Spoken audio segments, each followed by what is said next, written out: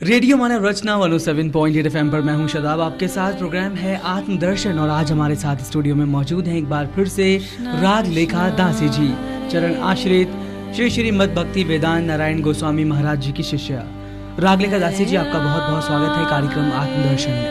हरे कृष्ण। आज हम बात करने वाले हैं गुरु पूर्णिमा के बारे में, लेकिन इसको व्यास पूजा भी कहा जाता है। सबसे पहले आपसे जानना चाहेंगे कि गुरु पूर्णिमा है क्या, इसके बारे में कुछ बताइए। गुरु पूर्णिमा श्रावण मास की जो पूर्णिमा आती है, जो प्रथम दिन होता है, चतुर्मास्य का प्रथम दिन श्रावण मास की पूर्णिमा, इसको गुरु पूर्णिमा कहते हैं। तो इसको व्यास पूर्णिमा भी कहते हैं। इस दिन व्यास जी का आविर्भाव दिवस है ये। तो व्यास जी कौन है? व्यास जी हैं, एक बार पराशर ऋषि नौका में जा रहे थे, यमुना पार करना चाहते थे। तो एक मछुआरे से कहा कि मुझे यमुना पार करा दो। तो मछुआरे ने कहा, मैं तो सारा दिन से नौका खेते खेते बहुत थक गया हूँ, तो मेरी पुत्री है ये सत्यवती और ये आपको पार कराएगी नौका। तो पराशर ऋषि नौका में बैठे, सत्यवती भी नौका खे रही थी। तो जैसे ही पराशर ऋषि ने उनकी ओर देखा तो उनको गर्भ धारण हो गया। तो उन्होंने जमुना जी के पार जाकर वो बड़ा सकुचाई कि मैं तो अविवाहिता हूँ, मेरे को गर्भ धारण हो गया, क्योंकि उस जमाने में ऐसे दृष्टि मात्र से ही ये हो सकता था। तो उस पार जाके तो उन्होंने कहा कि आप ऋषिवर, आप मेरी तो बड़ी बदनामी होगी कि सब लोग कहेंगे कि ये तो अविवाहिता है, इसके कैसे हो बच्चा हो गया। तो उन्होंने कहा कि तुम्हारा कुंवारापन ऐसे ही रहेगा। और उन्होंने उस टापू पे जाके, जो दूसरी तरफ टापू था, उस पे जाके एक 16 वर्ष के पुत्र को जन्म दिया। उनका नाम इसलिए हो गया क्योंकि उनका कलर था कृष्ण के जैसे, ब्लू रंग के थे, नीले रंग के थे। कृष्ण द्वैपायन, द्वीप पे पैदा हुए, कृष्ण के रंग के थे। वेद व्यास, वेदों का उन्होंने विस्तार किया। उन्होंने वेद जितने भी थे उनको उन्होंने चारों तरफ विश्व में फैलाया। तो वेद व्यास, तो इसलिए उनका नाम ये हो गया। तो जब वो वहाँ पैदा हुए तो उन्होंने बोला कि माता जी, जब भी आपको मेरी आवश्यकता होगी आप मुझे बुला लेंगे, मैं आ जाऊंगा। और मैं फिर वो जंगल में चले गए अपनी साधना करने के लिए। तो इसलिए व्यास जी के आविर्भाव है, इसलिए गुरु को माना जाता है व्यास के प्रतीक, कि वो व्यास जी के रिप्रेजेंटेटिव है। इसलिए उनकी पूजा होती है, क्योंकि वो पूरे वर्ल्ड में भगवत भक्ति का प्रचार कर रहे हैं, इसलिए उनको व्यास का रिप्रेजेंटेटिव माना जाता है। जैसे व्यास का मतलब है, जैसे एक आप सेंटर पॉइंट से लेकर एक पूरा वृत्त खींचते, गोल धारा सर्कल खींचते हैं, तो उसका जो डायमीटर है वो है व्यास। तो मतलब एक विश्व के कोने से पूरे विश्व तक फैलाए जो वो व्यास। तो इसलिए गुरु जो होते हैं व्यास जी के रिप्रेजेंटेटिव हैं, इसलिए उनकी पूजा की जाती है। जो भी जिसके गुरु हैं, आज गुरु पूर्णिमा के दिन वो अपने गुरुदेव की पूजा करते हैं और उनसे कृपा प्रार्थना करते हैं। पूजा का ये अर्थ नहीं है कि हम लोग खाली पुष्प चढ़ाएंगे, पैसा चढ़ाएंगे, मिठाई देंगे, फूल माला पहनाएंगे, चंदन लगाएंगे। पूजा का अर्थ है सुमन, मतलब अपना सुंदर मन को देंगे, जो है ना, सुमन को देंगे। तो अपने अर्थात आत्मनिवेदन, अपने आप को ही अर्पण कर देंगे, तो वो वास्तविक गुरु पूजा है। तो एक औपचारिकता है, उसके द्वारा हम कुछ अपने एक्सप्रेस कर रहे हैं, पर कुछ भावपूर्ण होना चाहिए। इसलिए श्रावण मास में ये ब्रज में और पूरे भारतवर्ष में गुरु पूर्णिमा बनाने का विधान है, और सभी लोग इस दिन बड़े उत्साहपूर्वक गुरुदेव की पूजा करते हैं, क्योंकि वो गुरु पद पे अधिष्ठित हैं और कृष्ण के प्रतिनिधि हैं, तो इसलिए ऐसे करते हैं। तो गुरु पूर्णिमा, व्यास पूर्णिमा, इसी दिन से चतुर्मास से आरंभ हो जाता है। 4 महीने जिसमें कि जिसको कहा जाता है कि चतुर्मास से पालन करने से अक्षय फल की प्राप्ति होती है जी। तो इसे चतुर्मास में कुछ नियम है। चैतन्य महाप्रभु ने इसको पालन किया था, फिर सारी गुरु परंपरा ने इसको पालन किया, श्रील गुरुदेव ने पालन किया जी। तो इसलिए इसका बड़ा विशेष महत्व है। चतुर्मास्य का प्रथम दिन है ये, और इसी दिन सनातन गोस्वामी जी का तिरोभाव तिथि है, जो ब्रज में गोवर्धन में मुड़िया पूर्णिमा के नाम से जाना जाता है। तो सनातन गोस्वामी जी जब चले गए, अप्रकट हो गए, सनातन गोस्वामी जी बड़े बाबा के नाम से प्रसिद्ध थे ब्रज में। तो बहुत सारे ब्रजवासियों के बड़े ये स्नेहास्पद थे, और सब ब्रजवासी इनके पास आते, ये ब्रजवासियों से पूछते थे, तेरी लाली कैसी है, तेरे गैया ब्याई गई, तेरा क्या हुआ, सब मतलब एक लौकिक सद्बंधुवत व्यवहार था। तो इन्होंने जब अप्रकट हुए, शरीर इन्होंने त्याग दिया, तो सारे ब्रजवासियों ने सिर मुड़ाया और इनके कलेवर को लेके पूरे गोवर्धन की परिक्रमा की। तो इसलिए इसको मुड़िया पूर्णिमा कहा जाता है। और इस दिन ब्रज में गोवर्धन में 9-10 लाख लोग इस दिन गोवर्धन की परिक्रमा करते हैं। और ये विशेष ये पर्व माना जाता है आज के दिन। तो इसलिए इस दिन क्योंकि गुरुदेव की महत्वता है, इसलिए उनके बारे में हम थोड़ा गुरु तत्व के बारे में विचार करेंगे और उनके बारे में जानेंगे कि आखिर हैं कौन वो, ऐसे गुरुदेव क्या हैं। रेडियो मानव रचना 107.8 FM सुन रहे हैं आप। मैं हूं शादाब आपके साथ कार्यक्रम आत्मदर्शन में, और आज हमारे साथ स्टूडियो में एक बार फिर से मौजूद हैं राग लेखा दासी जी, चरण आश्रित श्री श्री मद भक्ति वेदांत नारायण गोस्वामी महाराज जी के शिष्य। और आज हम चर्चा कर रहे हैं गुरु पूर्णिमा के बारे में। यहाँ लेंगे एक छोटा सा ब्रेक, और ब्रेक के बाद जारी रहेगा ये प्रोग्राम आत्मदर्शन। सुनते रहिए radio Manav Rachna 107.8 FM। Feel good, feel live.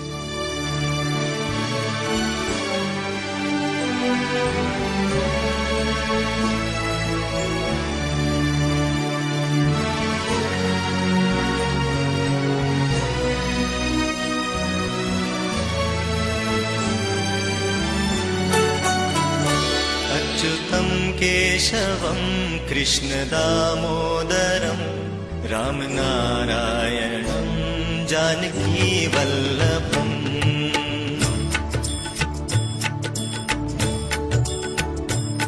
अच्युतं केशवं कृष्णदामोदरं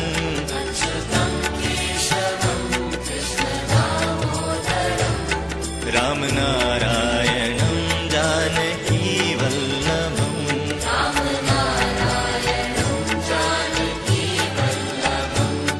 कौन कहते हैं भगवान आते नहीं, कौन कहते हैं भगवान आते नहीं, तुम मीरा के जैसे बुलाते नहीं, तुम मीरा के जैसे बुलाते नहीं।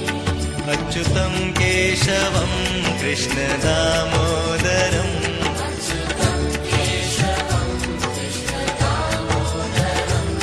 रामनारायणं जानकी वल्लभम्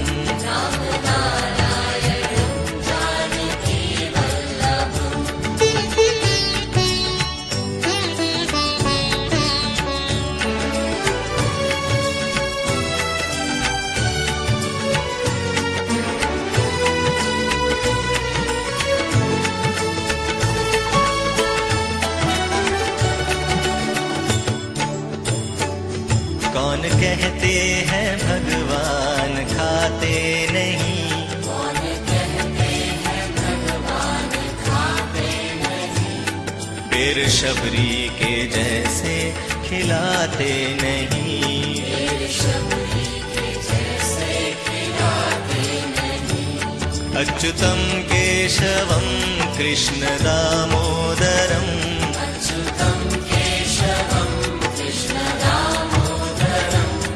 रामनारायणं जानकी वल्लभम्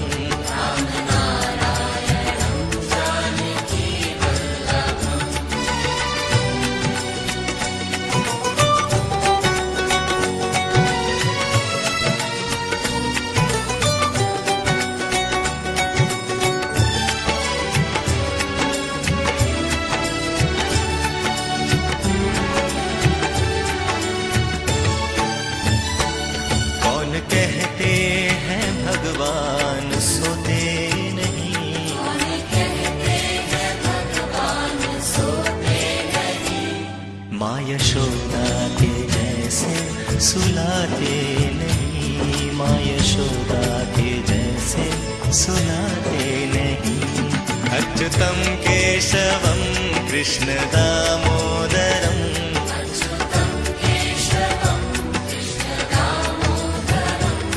रामनारायणं जानकी वल्लभम्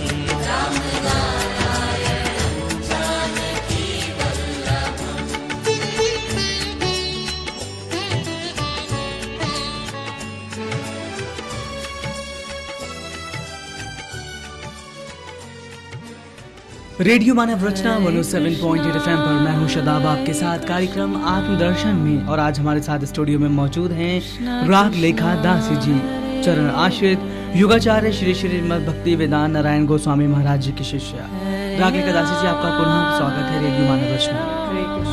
और आज हम चर्चा कर रहे हैं जैसे गुरु पूर्णिमा की, तो जानना चाहेंगे आप समय समय पर यहाँ पर आती रही हैं और अपने गुरु जी के बारे में हमें बताती रही हैं, तो आज फिर आपसे जानना चाहेंगे कि आप अपने गुरु जी के बारे में हमें क्या सुनाने वाली हैं। जी। मेरे गुरुदेव तिलीला प्रविष्ट श्रीमद् भक्तिवेदांत श्री नारायण गोस्वामी महाराज, उन्होंने एक ब्राह्मण परिवार में जन्म लिया, बक्सर जिले में तिवारीपुर में जी बिहार में। तो उन्होंने पूरा गांव ही वहाँ पे तिवारी है, सभी तिवारी थे ब्राह्मण जी। तो बचपन से सबसे बड़े पुत्र थे ये, 3 पुत्र और 2 कन्याएं। तो पिताजी जहाँ भी जाते थे इनको साथ में लेके जाते थे धर्म सभाओं में, प्रतिदिन ये गंगा स्नान के लिए जाते थे जी। फिर थोड़े बड़े हुए तो बक्सर में पढ़ने के लिए जाते थे और बहुत मेधावी थे पढ़ने में, मैथ्स और हिंदी और संस्कृत और सब चीज़ों में अव्वल दर्जे के थे, फुटबॉल में और स्विमिंग में और इन सब में। तो बचपन से ही इनके गुणों को देख के लगता था कि ये मतलब असाधारण गुण थे। सब घर वाले सोचते थे कि ये घर में रहेंगे कि नहीं रहेंगे, इसमें संदेह होता। तो जब इनका नाम था श्रीमान नारायण जी। श्रीमान नारायण जब बड़े हुए तो इन्होंने पुलिस में एक नौकरी कर ली। तो पुलिस में एक बार इनके वहाँ पे एक फाइल खो गई, कोई इंस्पेक्शन हुई, फाइल खो गई जो नहीं मिल रही थी जी जी। तो इन्होंने एक रैक में हाथ लगाया तो वही फाइल मिल गई और उसमें जो वो पेपर उन्होंने खोला तो वही वाला पेपर मिल गया। तो अब जब ये नौकरी कर रहे थे तो वहीं पे एक गौड़िया मठ नवदीप से कोई एक कैंप लगा जी मतलब जी। एक जनरल एक सेशन हुआ, 7 दिन का एक वो लगा, हरी कथा का कैंप लगा और उसमें कुछ वैष्णव लोग आए और वो संसार की और जीव की और सब चर्चा करने लगे, जीव तत्व, भगवत तत्व, माया तत्व और इन सब के बारे में बताने लगे, जिनको सुन के श्रीमान नारायण को बहुत अच्छा लगा और उन्होंने उनके हृदय में तीव्र वैराग्य उत्पन्न हो गया। जब 7 दिन उन्होंने सुन ली तो वो अपना घर वापस नहीं लौटे और वो अपने गुरु की तलाश में नवदीप चले गए। जब वो नवदीप गए, उन्हें नहीं पता था मुझे किस स्थान पे जाना है, केवल वो नवदीप के ट्रेन में बैठ के वहाँ पे चले गए। रात हो चुकी थी प्राय, तो एक कोई लालटेन लेकर आ रहे थे कोई एक वैष्णव, तो बोल रहे थे तिवारी जी कहाँ हैं, तिवारी जी कहाँ हैं। बोले भैया मैं ही तिवारी जी हूँ। तो बोले कि आपको गुरुजी ने बुलाया, चलिए। गुरुजी के पास गए तो गुरुजी पहले से उनकी प्रतीक्षा कर रहे थे जी। गुरुजी के पास फिर वहाँ रहकर, पहले ये राम भक्त थे जो बाल्यकाल से रामायण पढ़ते थे और अश्रुधारा बह जाती थी इनके रामायण पढ़ते पढ़ते। फिर पिताजी कहते थे बेटा थोड़ा बाहर घूम कर आओ, तो बाहर घूम के आते, फिर रामायण पढ़ते, फिर क्रंदन करते थे जी। जब गुरुजी के पास आए तो गुरुजी ने कहा कि श्रीमान नारायण से इनका नाम हो गया श्री गौर नारायण और इनको लाल कपड़ा दे दिया गया, जो ब्रह्मचारी वेश है मठ में रहने का, मंदिर में वो दे दिया गया जी।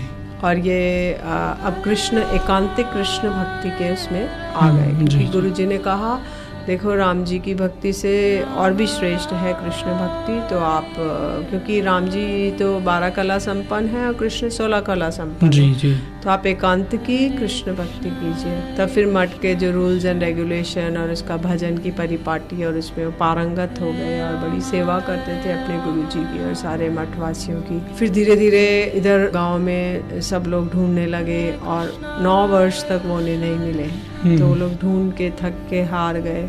फिर एक दिन कोई गांव वाला था वो आया नवदीप में, उसने देखा कि अरे ये तो श्रीमान नारायण है। तो उन्होंने जाके उनकी माता जी को बताया कि माता जी आपका पुत्र तो मिल गया है जी। तो माता जी आई और हमारे जो गुरुजी के गुरुजी हैं उनके पास आई और कहने लगी कि आप मेरा पुत्र मुझे लौटा दीजिए। तो उन्होंने कहा कि आपके पुत्र से आप पूछ लीजिए, यदि वो जाना चाहते तो आप ले जाइए जी। तो बोले कि यदि तुम मेरा पुत्र आप नहीं लौटाएंगे तो मैं आपको अभी संपात दे दूंगी, मैं श्राप दे दूंगी। तो बोले कि आप उनसे पूछ लीजिए। फिर उन्होंने स्वयं जो गुरुजी के गुरुजी थे परम गुरुजी, उन्होंने कहा गौर नारायण आप अपने परिवार लौट जाइए, कुछ सांत्वना देके आप एक बार चले जाइए। तो गुरुजी ने परम गुरुजी ने ऐसा कह दिया और इधर गौर नारायण एक जगह जाकर छुप कर बैठ गए और रो रहे हैं कि मेरे को घर जाना पड़ेगा। तो बोले मैंने तो आपसे ही सुना गुरुदेव की इतनी मुश्किल से मनुष्य जीवन मिला है और इसके अंदर यदि हम ऐसे ही इसको व्यर्थ कर देंगे तो दोबारा पता नहीं पशु पक्षी कीट पतंग क्या बनना पड़ेगा। और 84 लाख होने के बाद तो सुदुर्लभ मानव जन्म है और इसमें हमें कल्याण की चेष्टा करनी चाहिए, परम कल्याण की, जो कि बड़ा दुर्लभ है। तो बोले आपने मुझे ये सब सिखाया, अब आप मुझे घर क्यों लौटा रहे हैं? तो फिर गुरुदेव कहने लगे कि आप एक बार हो आइए वहाँ पे। तो जब वो गांव में गए तो गांव में कहते हैं उत्सव मना, बैंड बाजे बजे, मिठाइयाँ बटी कि श्रीमान नारायण घर आ गए, लौट आए जी। तो कुछ दिन रहने के बाद उनको एक पत्र आया, उनके गुरुजी ने लिखा, और गुरुजी ने कहा कि उसमें बंगला में लिखा था और पत्र में लिखा था गौर नारायण अभी जन्माष्टमी आ रही है और आप मठ चले आइए, बहुत सी सेवाएं हैं। तो बंगला में था इसलिए वो लोग कुछ समझ नहीं पाया, उन्होंने बस एक पेटी में बंद करके रख दिया जी। फिर उसके बाद जो गौर नारायण थे उन्होंने रात में एक तकिया लगाया, एक कंबल, और उसको ढक दिया और रात ही रात चले गए। तो अब वो गए तो उन्होंने चिट्ठी लिखी कि अब आप मुझे ढूंढने का प्रयास नहीं कीजिएगा और अब मैं हमेशा के लिए जा रहा हूँ। तो जब वो पुनः नवद्वीप में आए, फिर उसके बाद सेवा करते करते कुछ दिन के पश्चात गुरुदेव ने कहा आप संन्यास वेश लीजिए और पूरा भ्रमण कीजिए पूरे विश्व में, और आप महाप्रभु की गौरवाणी प्रचारिणी, महाप्रभु की वाणी का प्रचार कीजिए, सब जीवों को जगाइए। सब जीव सोए हुए हैं, देखने में लगता है कि उनकी आंखें वो जगे हुए हैं, पर वास्तव में उनकी चेतना सोई हुई है। तो उन्हें जगाइए और उन्हें कृष्ण भक्ति का प्रचार कीजिए और उन्हें बताइए कि वो किस लिए आए हैं। के हमें क्या हमारे जारे ताप्त रहे, मैं कौन हूँ, मैं कहाँ से आया हूँ, कहाँ जाना है, मैं किस लिए आया हूँ, ये सब बात जाके आप सब जगह बताइए। तो उनको संन्यास वेश धारण करा दिया गया और फिर उसके बाद उन्होंने 3 लोगों को संन्यास, उनके गुरु भाई थे, 3 लोगों ने एक ही दिन लिया। और उसके बाद वो उनको मथुरा जिला दिया गया कि मथुरा में, क्योंकि वो हिंदी भाषी थे जी जी, तो उनको मथुरा का रीजन दिया गया। तो वहाँ से उन्होंने आरंभ किया और कई वर्ष तक अथक प्रयास के द्वारा सारे जीवों को भक्ति में लगाया, उनको भगवान का नाम करने के लिए कहा कि सब जीव हरे कृष्ण कृष्ण कृष्ण हरे हरे, हरे राम राम राम हरे हरे, इस मंत्र का जप करेंगे। और यदि वो जप करेंगे तो ये कलयुग का महामंत्र है जिसको करने से हमें निश्चित रूप से भगवत प्राप्ति हो जाएगी। तो उन्होंने इस प्रकार से सारे मथुरा वासियों सभी को मोहित कर लिया अपनी सुंदर वाणी से, अपने सुमधुर व्यवहार से, और इतनी सुंदर नीली नीली आँखें और इतना मधुर मुस्कान और इतना मधुर आकर्षक पर्सनालिटी कि कोई एक बार देखे तो बस वो बच नहीं सकता है, इतने सुंदर वो था। तो सारे मथुरावासी और सारे फिर धीरे धीरे जितने विश्व के और लोग थे, पाश्चात्य देश के लोग, वो लोग आकर्षित होने लगे, वो लोग आने लगे और इस तरह से गुरु ये सिलसिला शुरू हो गया। रागलेखा दासी जी, ये तो बात हुई आपके गुरुदेव की जिन्होंने बहुत सारा ज्ञान को बांटा, लोगों तक पहुंचाया और जो लोगों की चेतना सो रही थी उसको जगाने का प्रयास किया। आपसे जानना चाहेंगे अब आप हमें क्या बताने वाली हैं और हमारे सभी श्रोताओं को। जी, गुरुदेव ने इस तरह से करके फिर 1995 में विदेशों में जाना शुरू किया और 1996 में, और फिर उसके बाद उन्होंने 32 टाइम्स पूरे विश्व का भ्रमण किया।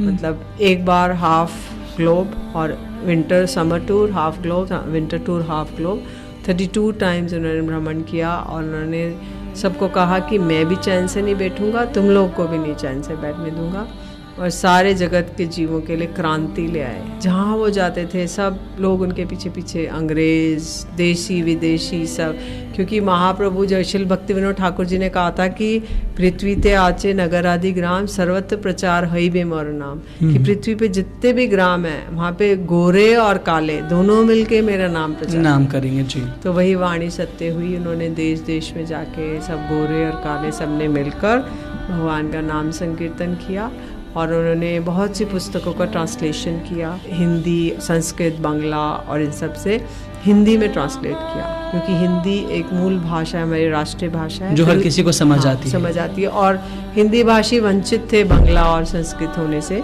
तो उनको करके फिर धीरे धीरे वो सब इंग्लिश, चाइनीज़, रशियन सब में ट्रांसलेट होके और विश्व की हर भाषा में उनके ग्रंथ उपलब्ध हैं। तो उन्होंने एक प्रधान ग्रंथ किया, जैव धर्म, जीव का क्या धर्म है, जिसमें उन्होंने सारा पिन टू एलिफेंट सब कुछ बताया, और बहुत से और ग्रंथ किए, बिंदु किरण का नाम, अक्षामृत और भजन रहस्य, माधुर्य कादम्बिनी, तरह तरह के ग्रंथ उन्होंने। उनका अभिनिवेश था सुबह 3 बजे उठ के और हरि नाम करते थे। उसके बाद जब कुछ समय के लिए जैसे कुछ लोगों से नहीं मिलना और 1 महीने या 2 महीने के लिए कोई आइलैंड पे या कहीं ऐसे आइसोलेटेड जगह जाते थे जहाँ एकांत में सिर्फ लेखन करते थे, एडिटिंग, तो बस और कुछ नहीं, किसी से मिलना नहीं, कुछ नहीं, सुबह 3 बजे से लेकर रात तक वो उसी को एडिटिंग करते रहते थे। और क्योंकि वो बोलते थे जो कुछ अभी जाएगा अगले 500 वर्ष तक के लिए, कोई गलती जाएगी तो पूरे 500 वर्ष तक ट्रैवल करेगी। तो इसलिए मुझे इनका सबका संशोधन करना है, भाव का, भाषा का। इस तरह से उन्होंने सारा कुछ इसको अपनी पूरी एनर्जी, पूरा लाइफ, बोलते थे जब तक मेरे रक्त का कण कण है तब तक मैं अपने गुरुदेव की सेवा करूँगा, और उसके लिए चाहे मुझे कुछ भी करना पड़ जाए। और उन्होंने कार्तिक परिक्रमा, जो ब्रजमंडल परिक्रमा, उसको आरम्भ किया, और नवदीप परिक्रमा स्टार्ट करी, जिसमें कि हज़ारों लोगों को साथ लेके जाते थे। पूरे वर्ल्ड से लोग आते थे और उनके साथ यात्रा करते थे। क्योंकि ब्रजधाम है क्या, वहाँ पे क्या हुआ था, कृष्ण ने 12 वन कौन से हैं, वहाँ पे क्या लीला हुई थी, कहाँ कहाँ वो गए थे, क्या क्या हुआ था, ये सब बातें हम लोग को भी नहीं पता थी। हम लोग गुरुजी के कांटेक्ट में उनके साथ गए तो पता चली। और नवदीप धाम में भी चैतन्य महाप्रभु ने क्या क्या किया, कैसे वो गए, कौन सा नाम संकीर्तन किया, किस किस द्वीप में कौन कौन से 9 द्वीप हैं, कैसे गंगा जी विभक्त करती हैं, ये सारी बातें उन्होंने विस्तार पूर्वक इस जगत को दी। और जो कि इनकी अपूर्व देन है, क्योंकि ये और कुछ ऐसे पोस्टर्स, पिक्चर्स बनवाए आर्टिस्ट के द्वारा, जो कि वास्तव जो वहाँ का गोलोक का प्रकट वृंदावन के जो चित्र थे, तो वो उन्होंने उनको बनवाया और उसको प्रकाशित किया, जगत को दिया। जी जी। तो इसलिए उन्होंने ऐसे असमूर्त कार्य, कुछ ब्रज की स्थान थे जो कि जीर्ण शीर्ण हो गए थे, तो उनको संस्कार कराया, उनको रिजुविनेट कराया और उनको वापस उनको उसी स्थिति में लाए। जी। तो ये बहुत बड़े बड़े दिन हैं। और भी उनको युगाचार्य की उपाधि मिली ब्रज में, जो कि कभी ब्रजवासी लोग कभी अपने से बड़ा किसी को नहीं मानते जी, लेकिन इनको उन्होंने युग के आचार्य हैं ऐसा करके उपाधि दी। और जिनको और उन्होंने अपने उसमें लेक्चर में कहा कि मैं योग्य नहीं हूँ इस उपाधि को लेने के लिए, किंतु फिर भी ब्रज के उन्होंने उनको अधिष्ठित किया कि आप युग के आचार्य हैं, आपने भगवान के नाम को इतना सुंदर रूप में पूरे विश्व में फैलाया है। रेडियो मानव रचना 107.8 FM सुन रहे हैं आप। मैं हूं शादाब आपके साथ, और आज हम बात कर रहे हैं राग लेखा दासी जी से, चरण आश्रित युगाचार्य श्री श्री मद भक्ति वेदांत नारायण गोस्वामी महाराज जी के शिष्य। और आज हम चर्चा कर रहे हैं गुरु पूर्णिमा के बारे में। यहाँ लेंगे एक छोटा सा ब्रेक, और ब्रेक के बाद जानेंगे और भी कई सारी बातें, लेकिन आप कहीं मत जाइए, सुनते रहिए radio Manav Rachna 107.8 FM। Feel good, feel live. Govind मेरो है, गोपाल मेरो है, गोविंद मेरो है, गोपाल मेरो है, गोविंद मेरो है, गोपाल मेरो है, गोविंद मेरो है, गोपाल मेरो है, श्री बाके बिहारी नंदलाल मेरो है, श्री बाके बिहारी नंदलाल मेरो है, श्री बाके बिहारी नंदलाल मेरो है,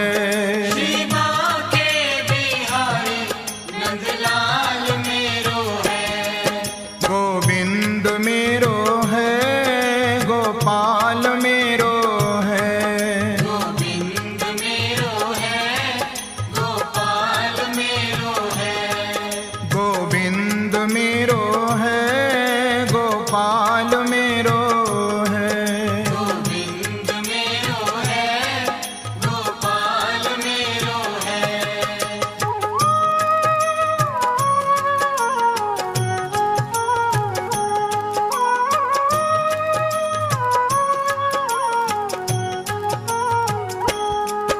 गोविंद मेरो है, गोपाल मेरो है, गोविंद मेरो है, गोपाल मेरो है, गोविंद मेरो है, गोपाल मेरो है, गोविंद मेरो है, गोपाल मेरो है, श्री बाके बिहारी नंदलाल मेरो है, श्री बाके बिहारी नंदलाल मेरो है, श्री बाके बिहारी नंदलाल मेरो है, श्री बाके बिहारी नंदलाल मेरो है,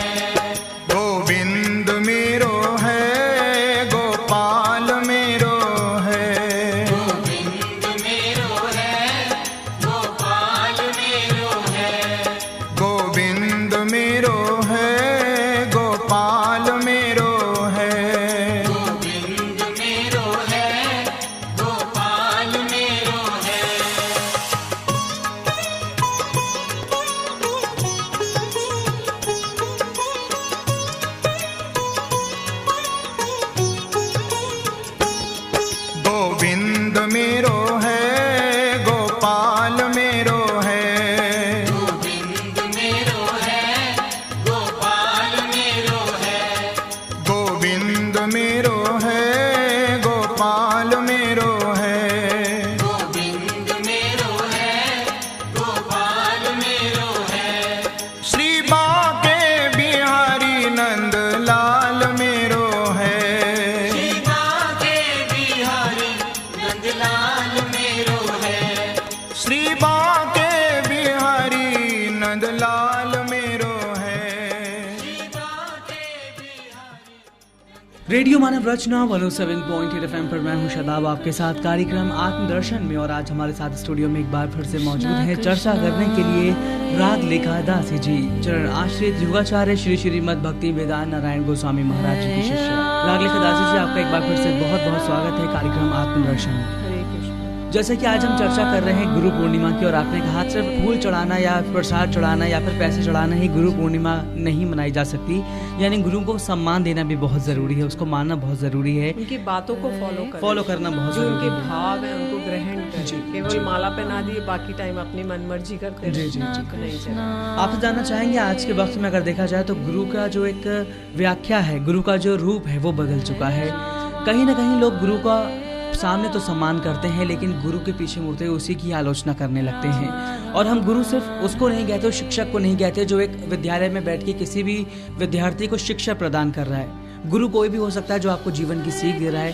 गुरु हमारे माता पिता हो सकते हैं, गुरु हर वो चीज़ हो सकती है जो हमें जीवन जीने का सही तरीका देती है। लेकिन आज के वक्त में देखा जाता है जो हमारे गुरु हैं, जिनको हम सम्मान देना चाहते हैं, शायद उन्हीं के पीछे मुड़ते ही हम लोग उन्हीं की अवहेलना करने लगते हैं। क्या कहना चाहेंगे आप? देखिए, गुरु तो हमारे भौतिक जगत में हम जो मटेरियल, जितनी भी हम साइंस या मटेरियल जो भी है हम लर्निंग करते हैं, तो उसके लिए बहुत से गुरु हमें बनाने पड़ते। दत्तात्रेय जी ने 24 गुरु बनाए।